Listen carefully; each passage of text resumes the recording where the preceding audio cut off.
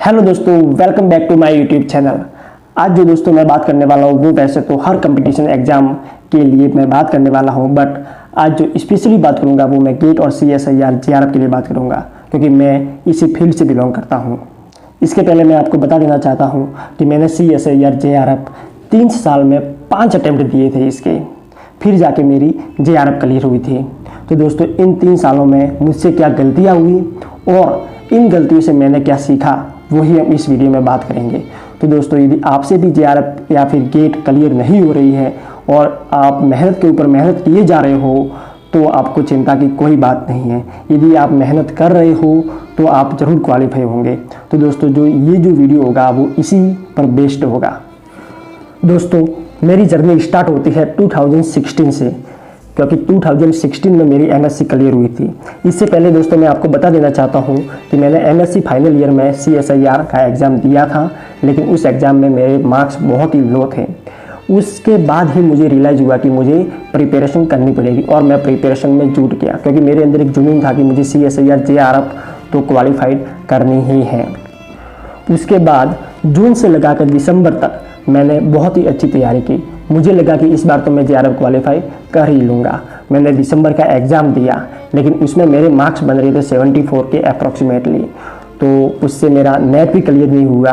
तो भी दोस्तों मुझे लगा कि चलो इस बार नहीं हुआ है, नेक्स्ट टाइम कोशिश करते हैं। दिसंबर से लगाकर जून तक मैंने वापस अच्छी तरीके से प्रिपरेशन की, लेकिन रिजल्ट नेगेटिव रहा। दोस्तों उसके बाद मुझे फिर थोड़ा झटका लगा कि कुछ तो गड़बड़ है। मुझे ऐसा रियलाइज़ हुआ कि यार काश मैं कुछ गलती तो नहीं कर रहा कि CSIR एग्ज़ाम क्लियर ही नहीं हो रहा और मैं उसके पीछे लगा हुआ हूँ। तो मुझे ये भी रियलाइज़ हुआ कि शायद टाइम वेस्ट तो कहीं ना हो जाए मेरा, कि क्योंकि एग्ज़ाम निकल नहीं रहा है और मैं इसके पीछे ही लगा रहा हूँ। फिर मेरे दिमाग में ख्याल आया कि चलो कोई बात नहीं, इस बार यदि नेगेटिव रिजल्ट आया है तो एक बार और कोशिश करके देखते हैं। फिर इसके बारे में मैंने कुछ सोचा कि मेरा रिजल्ट नेगेटिव क्यों आ रहा है, तो मुझे एक आइडिया आया। ये आइडिया मैं आपको लास्ट में बताऊंगा कि मुझे ये आइडिया क्या आया था, और इसी आइडिया की वजह से मेरा CSIR JRF क्वालिफाइड हो गया। फिर मैंने इस आइडिया पर काम करना चालू किया, तो मुझे धीरे धीरे रियलाइज़ हुआ कि मेरे जो कंसेप्ट हैं वो भी क्लियर हो रहे हैं और जो मेरी पढ़ाई का तरीका है वो भी बदल गया है। फिर दोस्तों मैंने वापस दिसंबर का एग्ज़ाम दिया, तो उस एग्ज़ाम में मेरी गड़बड़ हो गई थी एक, क्योंकि यदि उस एग्ज़ाम में ये गड़बड़ नहीं हुई होती तो मैं पक्का JRF क्वालिफाई कर लेता उस दिसंबर वाले में ही। उसमें मैंने ये किया कि जो भी पहले ऑफलाइन पेपर होता था, तो उस पेपर में मैंने पार्ट C के जो 4.75 मार्क्स के होते हैं उसमें 3 क्वेश्चन ऐसे थे जो मैंने सही किए थे, लेकिन उस पेपर में मैंने टिक लगा दिए थे कि ये जो क्वेश्चन है इसके ऑप्शन मुझे OMR शीट में फिल करने हैं। लेकिन पता नहीं दिमाग में क्या कुछ हुआ, याद ही नहीं आया उसके बारे में, मैंने वो OMR शीट में फिल ही नहीं की और वो तीनों क्वेश्चंस मेरे सही थे। तो इस 4.75 मार्क्स के 3 क्वेश्चन यदि करेक्ट होते हैं तो अराउंड 14 मार्क्स के वेटेज बनता है। फिर उसका रिजल्ट आया तो मैं दोस्तों 1 मार्क्स से रह गया। यदि मैंने वो गलती नहीं की होती तो मेरी उस टाइम में JRF भी क्वालिफाई हो जाती, लेकिन हुआ नहीं। फिर उसके बाद इन्होंने तो ऐसा भी कहा था कि यदि तेरी औकात ही नहीं है ये एग्ज़ाम क्लियर करने की तो छोड़ ही दे, करता क्या है, अपने कोई दूसरा को धंधा ही पकड़ ले, जैसे कि वो जाते हैं बाहर।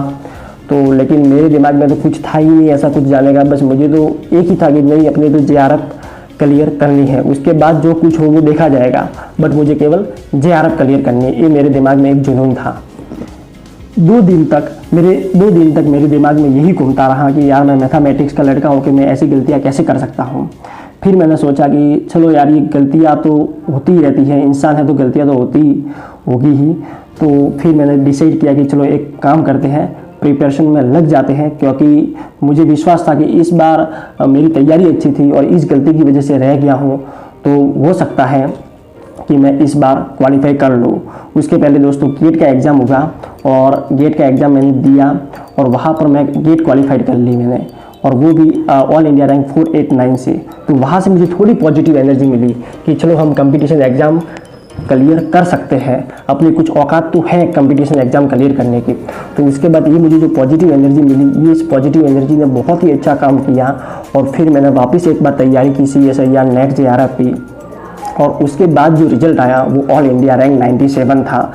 तो दोस्तों अंत तक एक चीज़ अच्छी हुई कि मेरी CSIR JRF क्लियर हो गई। दोस्तों किसी भी लड़के या लड़की के लिए 3 साल तक कंपटीशन एग्ज़ाम की तैयारी करना इजी नहीं होता है, चाहे उसकी फैमिली की कंडीशन अच्छी हो या ना हो, क्योंकि कोई भी हो जो कंपटीशन की तैयारी कर रहा है और उसका रिजल्ट पॉजिटिव नहीं होता है। इनफैक्ट आप कंपटीशन एग्जाम एजुकेशन की बात छोड़ो, यदि कोई भी बंदा है और वो यदि कोई भी फील्ड में काम करना चाहता है और उसको सक्सेस नहीं मिलती है तो उसको टोकने वाले बहुतों मिलते हैं, उसको ज्ञान देने वाले बहुत सारे मिल जाते हैं। कौन है ये लोग, कहां से आते हैं? लेकिन दोस्तों जब भी आप कंपटीशन एग्जाम क्रैक कर लोगे ना, तो जो भी ये ज्ञान देने वाले हैं यही लोग आपकी प्रशंसा करेंगे। ये तो आपने हर डायलॉग में सुना ही होगा और ये तो एक डायलॉग भी है तो आपने सुना ही होगा और इसमें सच्चाई भी है। तो दोस्तों आज ये स्टोरी बताने का मेरा केवल एक ही इंटेंशन है कि यदि आप कंपटीशन एग्जाम की तैयारी करते हो और इसके अलावा आप कोई चीज़ के बारे में सोचते ही नहीं हो, इस आपके दिमाग में केवल एक ही चीज़ आ रही है कि मुझे केवल ये जो कंपटीशन एग्ज़ाम है वो ही क्रैक करना है, तो दोस्तों हो सकता है आप थोड़े लेट होंगे लेकिन आपको सक्सेस जरूर मिलेगी। मैं एक और बात बताना चाहूँगा कि कुछ तो ऐसे भी कह सकते हैं कि यदि मैं इस फील्ड में या फिर मैं इसमें यदि इतना टाइम वेस्ट कर लूँ तो इससे अच्छा तो है मैं कोई दूसरा काम कर लूँ जो कम समय में हो जाएगा। तो दोस्तों मैं एक आपको स्टोरी सुनाता हूँ। 2 फ्रेंड हैं जो राजस्थान में रहते हैं, एक को जाना है गुजरात, दूसरे को जाना है तमिलनाडु। तो फिक्स है गुजरात वाला तो पहले ही पहुँचेगा। तो अब गुजरात वाला तमिलनाडु वाले से कहेगा कि तू तमिलनाडु जा क्यों रहा है, वो तो रास्ता बहुत लंबा है, आ जा एक काम कर गुजरात में रुक जा। तो अब तमिलनाडु वाला गुजरात रुक के क्या करेगा, क्योंकि उसका तो घर बार पूरा तमिलनाडु ही है। तो दोस्तों आपको किसी चीज़ से मतलब ही नहीं है तो वो चीज़ करनी क्यों है, चाहे वो कम टाइम में क्यों नहीं हो रही हो। दोस्तों तो मैं आपको बता ही देता हूँ कि मैंने अपने आप में तैयारी में कौन से बदलाव किए थे। तो दोस्तों सबसे पहला जो बदलाव था वो मेरा था शॉर्ट नोट्स बनाने का। मैं दोस्तों हर टॉपिक पे शॉर्ट नोट्स बनाता था। उसके बाद जो दूसरा बदलाव था वो दोस्तों क्वेश्चन सॉल्व करने का था। दोस्तों मैं जितना पॉसिबल हो सकता था उतने ज़्यादा से ज़्यादा क्वेश्चन सॉल्व करने की कोशिश करता था। उससे क्या होता था कि मुझे एक बार आइडिया लग जाता था कि जो क्वेश्चन है वो किस थ्योरी पे आ रहे हैं, उसके पीछे कंसेप्ट क्या है।